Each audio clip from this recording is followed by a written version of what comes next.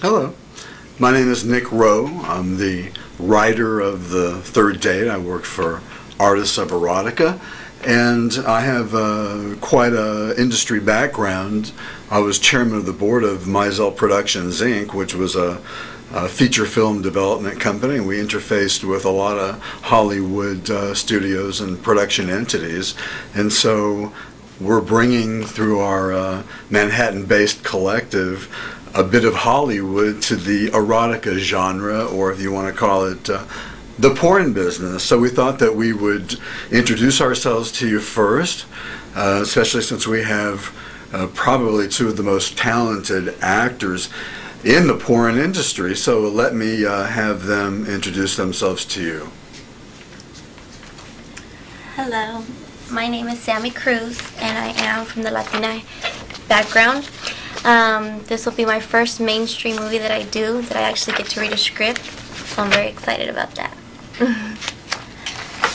And my name is Dino Bravo, and I've been in the adult industry for 7 years, and this is not my first script, but leaning towards mainstream. It is you know, one of my first mainstream scripts, and I'm very excited about you know, working for Artists of Erotica.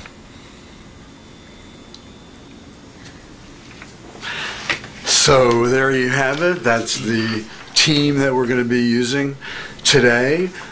We are going to be operating as a Hollywood production company that is in the porn industry. So this is avant-garde, hardcore. As we do with a regular feature film production, we're going to do a brief rehearsal, so we have a outstanding script. As a matter of fact, I would say that the first model that we have to present to the industry and to the public in general is this model script. It is a combination of scripted lines and structured ad-libs, which we think will work the best for the talent in the porn industry. So we're going to go through The Third Date briefly so you can get a feel for the actual voices and personas of our actors, and then we'll be doing a bit of ad-libbing, and then we'll be ready through this rehearsal to begin our scene, The Third Date.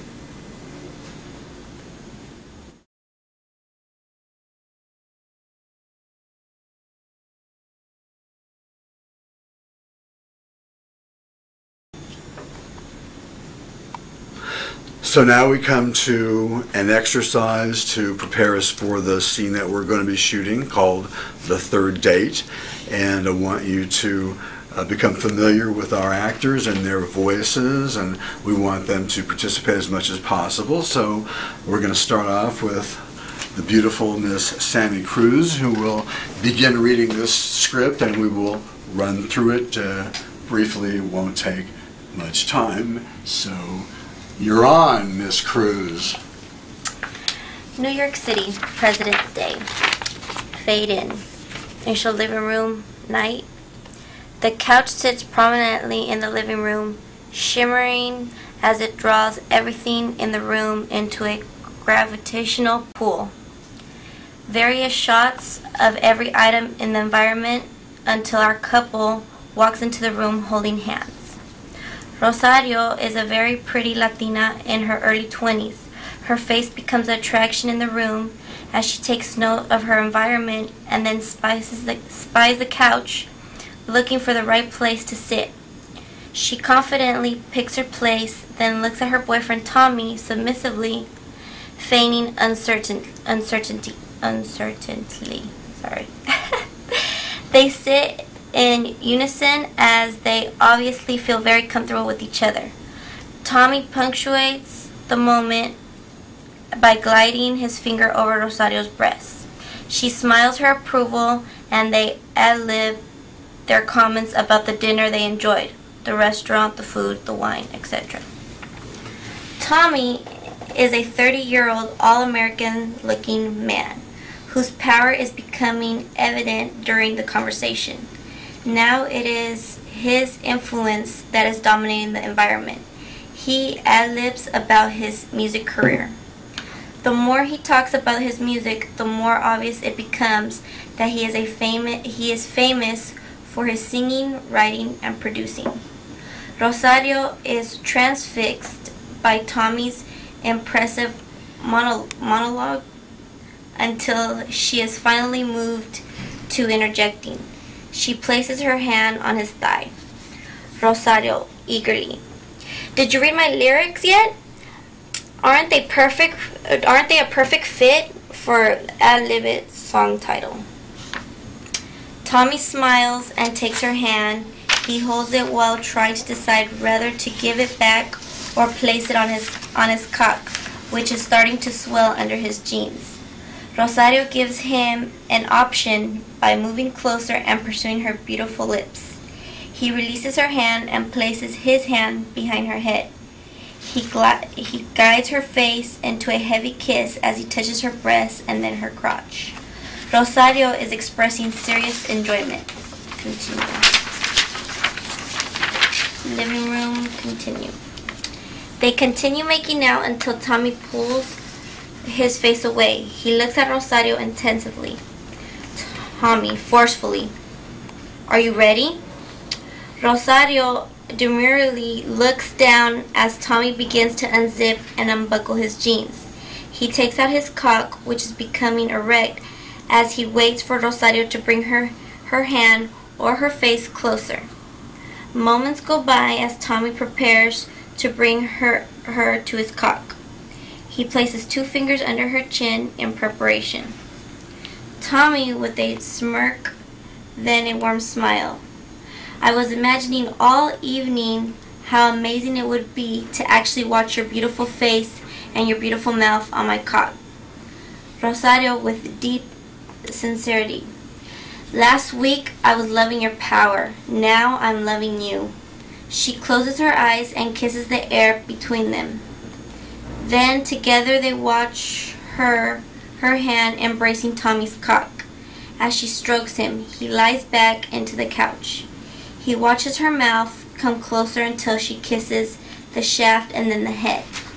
He wants to give her something as a reward for wanting to please him so much. Tommy whispering, I love you too. Rosario signs as she takes his cock slowly into her mouth. After each episode of cock sucking, she looks up at him adoringly with the unspoken question if she is pleasing him. Her eyes are mostly closed as she seems to relish her lovemaking as if she were tasting her favorite food. The sexing continues with mutual kissing and sucking as clothes are removed. The scene resembles scoring on a real-life third date, ad-lib without porn platitudes. Samples include. Continue. Initial living room, sexing continue. Rosario, samples with genuine feelings. You fill me up so completely. You make me melt when you hold me. Am I pleasing you? I feel your power. I can't wait to taste your cum. Make me suck you off.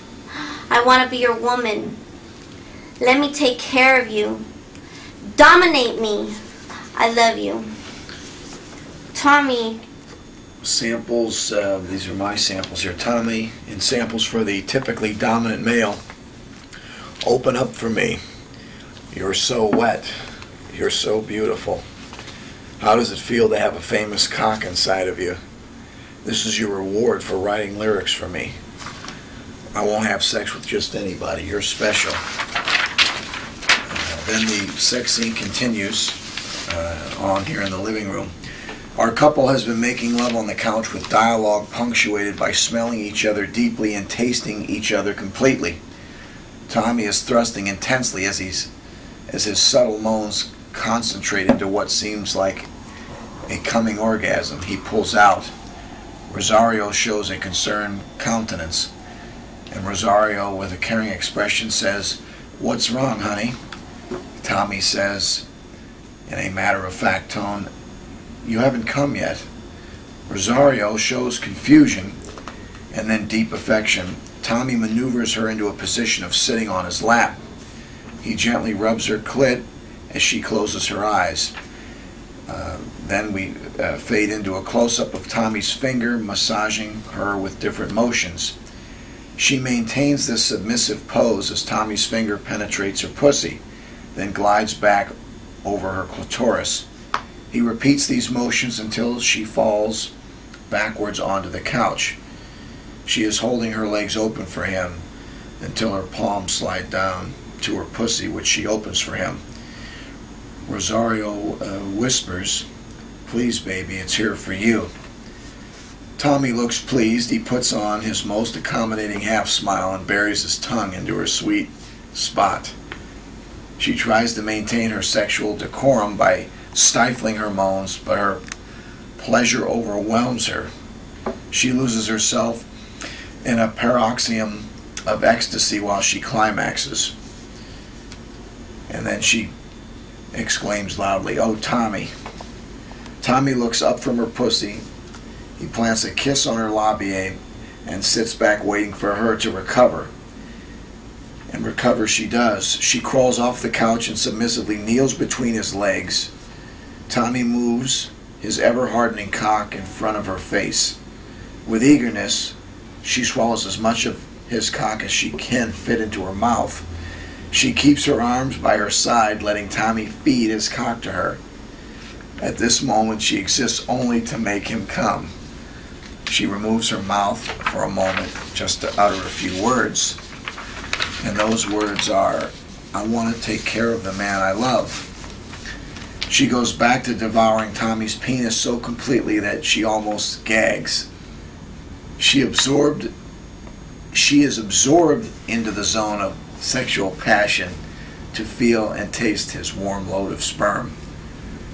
The couple performs in unison, dedicated towards Tommy's orgasm. Finally, he announces through a throaty kind of hum that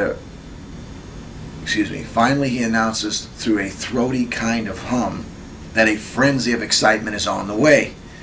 Rosario knows and feels he is about to come. She positions her face to receive him. Tommy pulls out her luscious mouth and aims the head of his cock towards her forehead. He makes a joyful sound as his cum streams out and cascades down her face. After a moment, Rosario models her cum-drenched face for him. She is the perfect vision of female submission. Rosario says, "Is this what you wanted, baby? I've never done this for any man." Tommy offers a warm smile and moves the cum around on her face with his finger. Tommy happily states, "I just love your makeup." He reaches back behind the couch and pulls out a sizable mirror.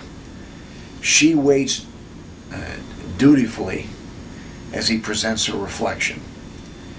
Then he reaches behind the couch again and retrieves a box of Kleenex. As she watches herself, he begins to dab the cum from her face.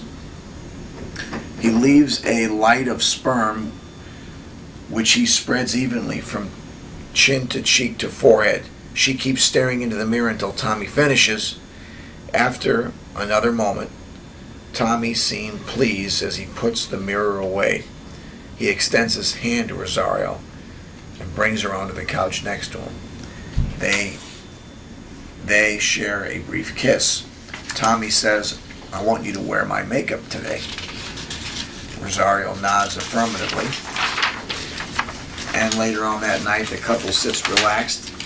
Since they have both come, sex is far from their minds, Tommy begins to hum a song for her as if she would recognize the melody. Rosario gets into the mood, and then Tommy, with encouragement, states, "So let's see those lyrics you wrote for me." Rosario is very energized. She quickly finds her purse and pulls out a couple of pages. She hands them to Tommy, who seems extremely interested. And then a conversation is started about lyrics and music. The couple then talks about the music business in an animated fashion as we zoom away from the couch. End of scene.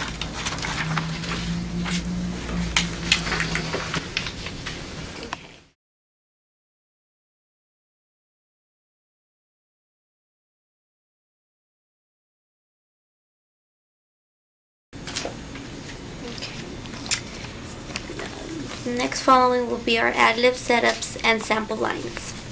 Number 1. Ad-lib favorite movies. A. Spanning the generation gap, Tommy's taste in older movies and Rosario's taste in more current films, they search for a movie they have both seen, like The Doors or Jesus Christ Superstar, and other films about music and musicians. I honestly like more comedy type of movies. I don't know, like something more long, like next Friday, Dr. Dolittle. I don't know, a lot of comedians. I don't know, more comedians. Music, more on the modern type of music they have now. I don't know, and I like Spanish music. A lot of Spanish. There's a lot of Spanish singers that I really enjoy their music. One of my favorite movies is The Vagabonds. Vagabonds. Yeah, with George Papard. It was a real good movie, yeah.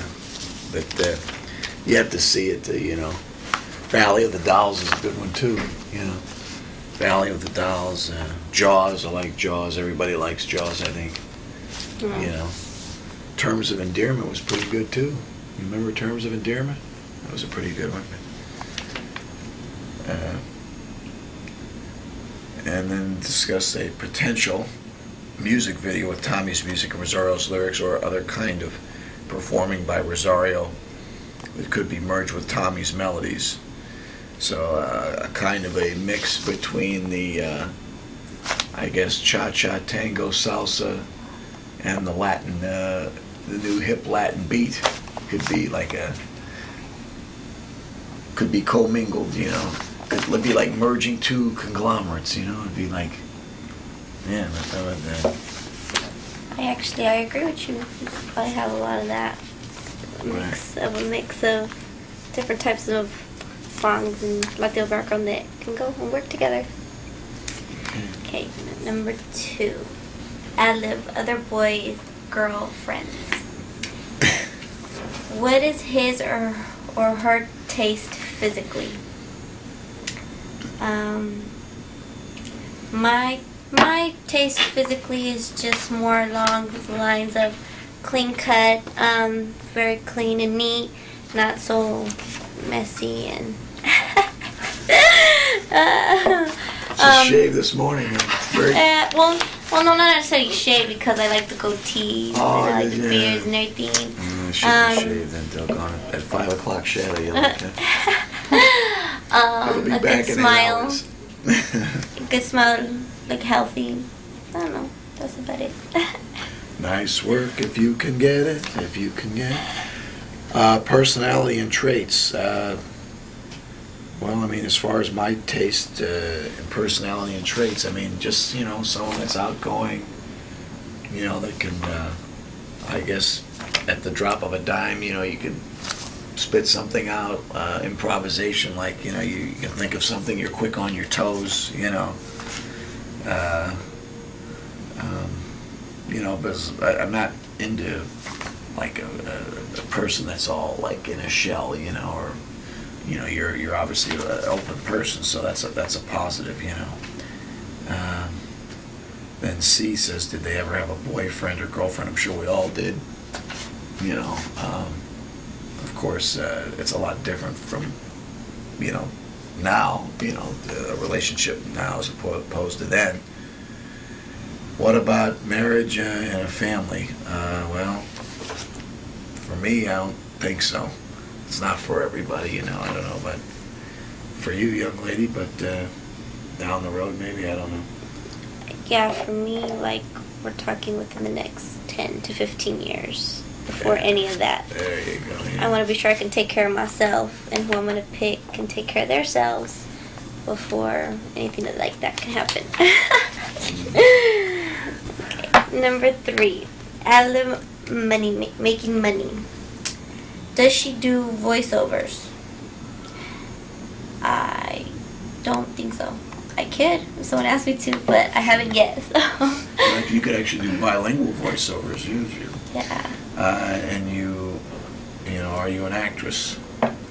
Honestly, I think I would consider myself an actress because, I mean, I do, when performing, there are things that I have to say or that they want me to say or that I have to act out, or, I don't know, I play a different type of role or a different type of person each day. And then right now, right now I'm actually holding a script, so don't actors to do that.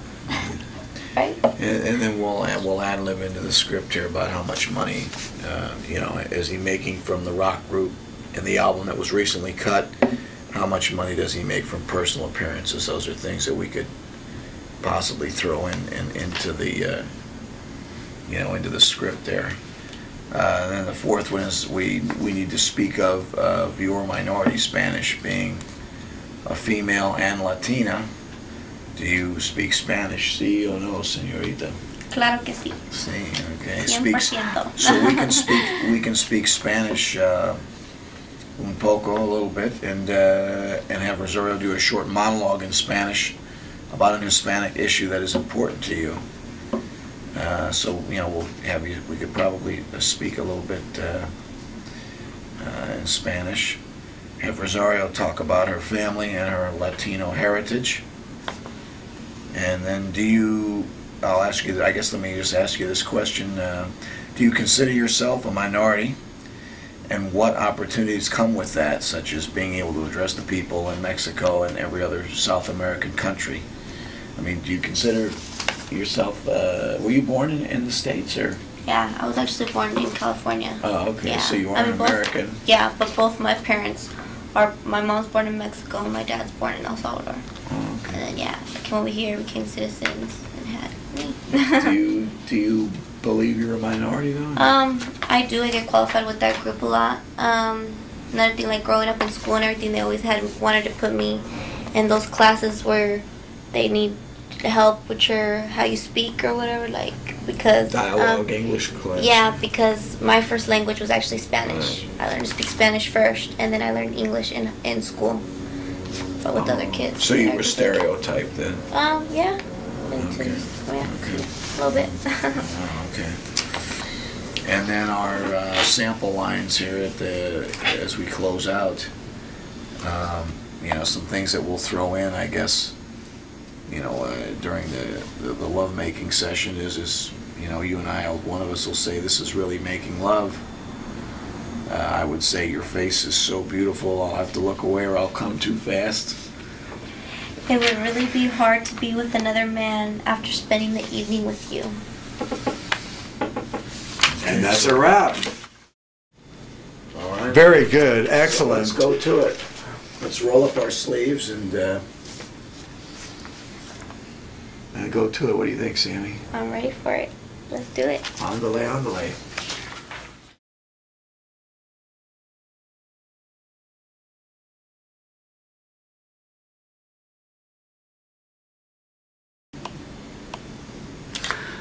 So I guess the rehearsal was exciting and stimulating because this is porn, and this is one of the most beautiful women in the erotica genre in the porn industry. So as we're talking to each other and going through the script, I guess a lot of guys, such as myself, are really anticipating watching the beautiful Sammy Cruz in action. So that's coming right up. But first of all, I want to offer some insights into the industry by asking our people not things that are expected of them, not any kind of fake eroticism, but some genuine insights and feelings about being in the industry. So let me begin with Sammy. Sammy is really one of the most beautiful women in the entire porn industry. Could you give us a little bit of insight into what it's like for you and what you're getting out of being in porn?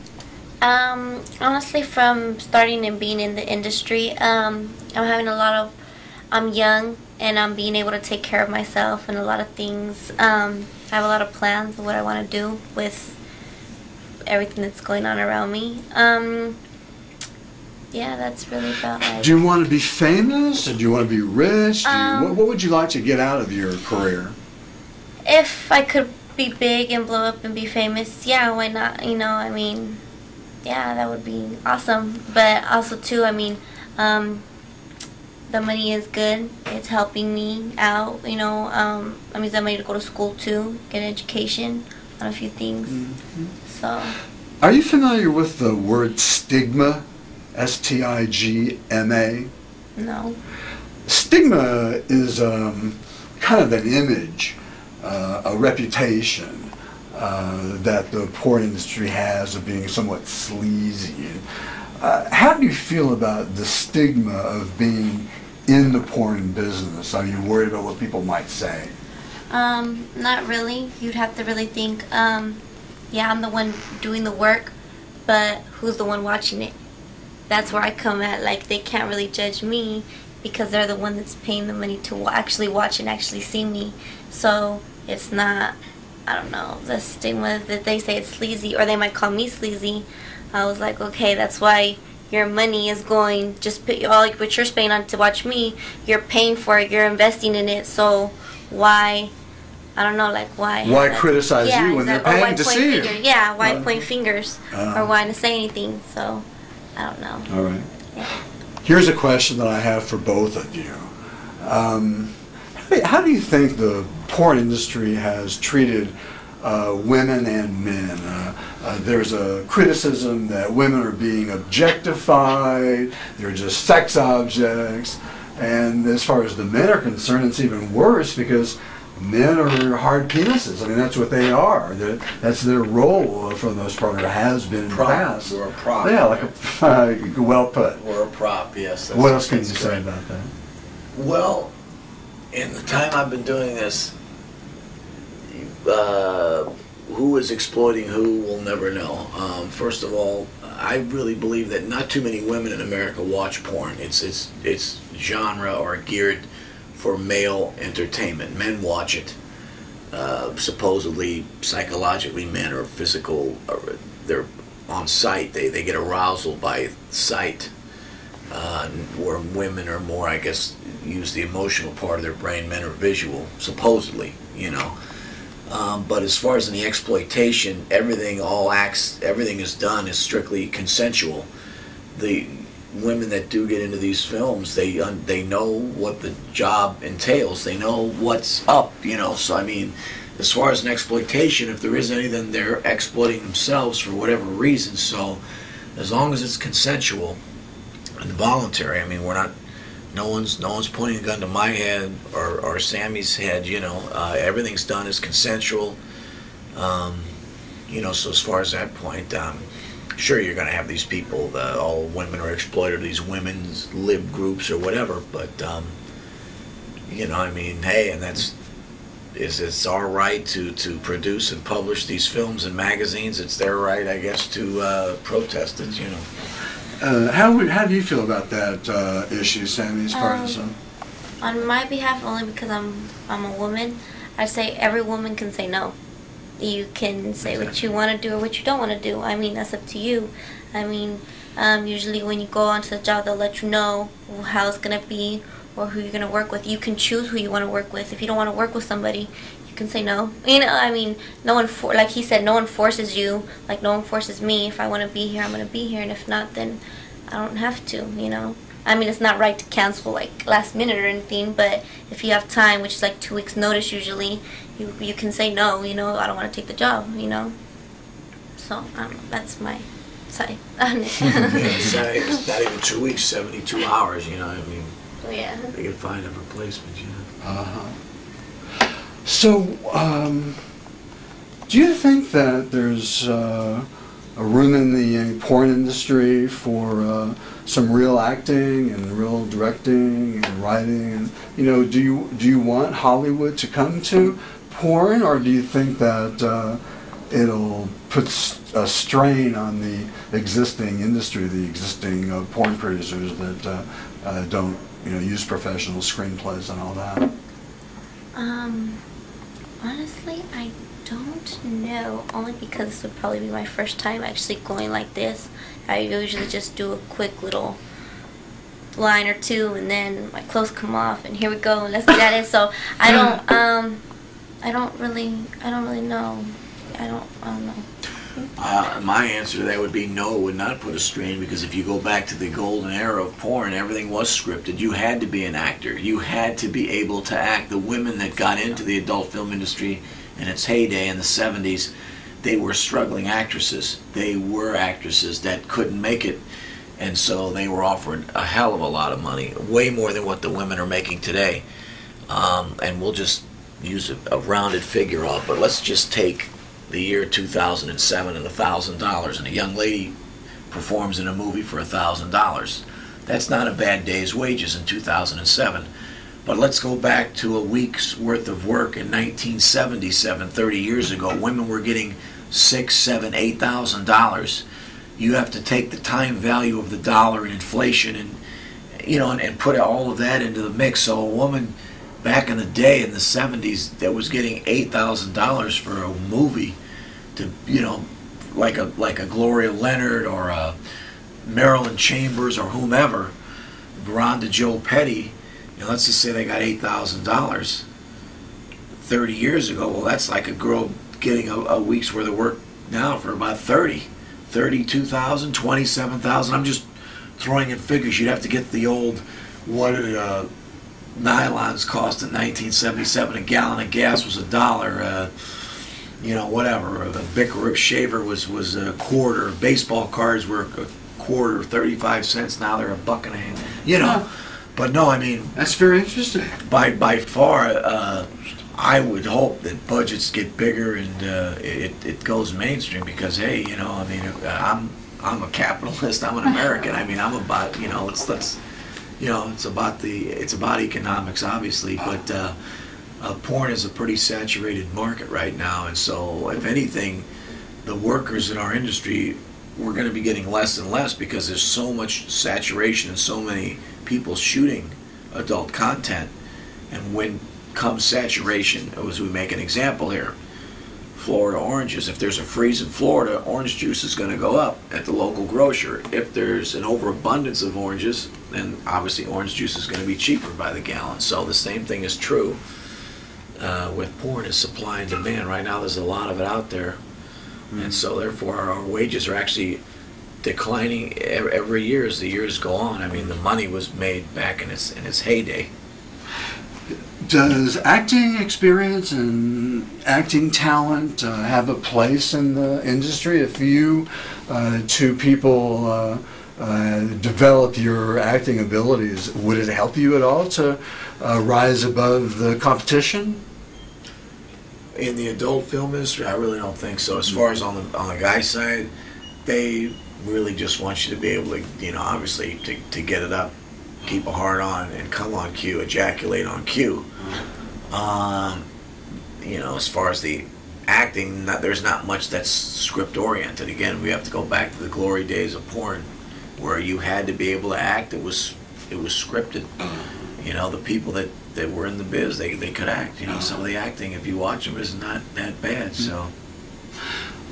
Sammy, since you admitted to liking, I guess, the image of being a minority, or at least classifying yourself as a minority, do you feel like there are enough minority men and women who are not in front of the camera, but the people that produce erotica? Do you feel like opportunities are there for minorities to become producers, or is it pretty much just set on being performers?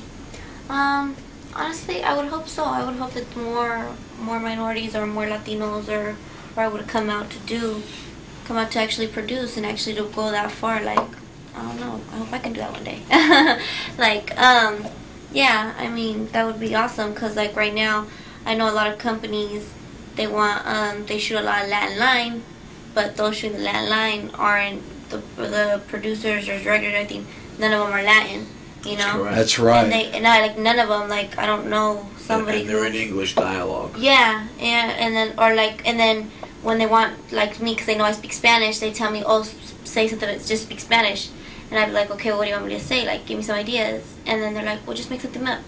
And I'm just like, okay, like, let me make something up, like at the top of your head, like, and I'm just like, it'd be a lot easier if they had like something that they would want you to do. And then, like, if the producer or the director was Latino or something, you know, and could speak Spanish, they would be right on cue to help, you know, the talent out or the performer, you know, on what to say, on things like that, and yeah. Yeah, that's very interesting. So maybe you could give me a little bit of insight into how you could use your bilingual talent and your abilities as a Latina. Is there any special way of taking advantage of your Latin heritage in the erotica business? Honestly, I don't know. I mean, I could be one of those, like, first Latino women. I don't know. I'm just throwing it out there. Tell me, Sammy, I would like this insight myself because I'm very interested in the minority community. Just briefly, in like 15 or 20 seconds, is there any way that you can take advantage of your bilingual talent and your Hispanic heritage to make more? Honestly, I think I can. By me being bilingual, being able to speak, I can get a lot more Latinos to actually try and come out and be in the business. You know, like, they'll feel more comfortable probably. You know, I mean, get a few propositions or whatever. And me being from the Latina background, you know, like I said, Latinos are more comfortable with Latinos. You know, I mean, it just goes like that. It's like they feel comfortable with their own people that are in their heritage or whatever. All right, well, I guess we can wrap with that bit of insight. I was thinking maybe we could shoot this same script in Spanish.